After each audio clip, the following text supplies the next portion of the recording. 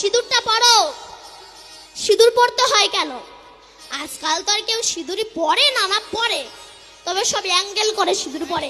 আমি কিন্তু আবার সবাই না, কিছু কিছু মানুষ অ্যাঙ্গেল করে সিঁদুর পরে। অ্যাঙ্গেল বোঝেন? অ্যাঙ্গেল বোঝেন না? এখানের মায়েরা ভালো, ওই অ্যাঙ্গেল করে পড়ে না, খুবই ভালো। ওই কলকাতায় থাকে তো, ওখানকার দিকের কথা বলছি। অ্যাঙ্গেল মানে এই জায়গাটায় যে সিঁদুরটা পড়ে, এই জায়গাটায় সিঁদুর পড়ে, তারপরে আবার চুলটা চাপা দিয়ে দেয়। কেন বলেন তো? যাতে কেউ না বুঝতে পারে আমার খরিদ্দার জুটে গেছে।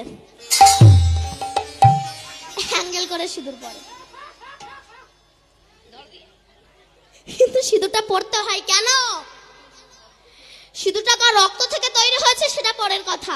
সিঁদুরটা পড়তে হয় তার একটাই কারণ, আমার একজন মালিক আছে। আমি 12 জন নই, আমি 10 জন নই, এর প্রমাণ সিঁদুর।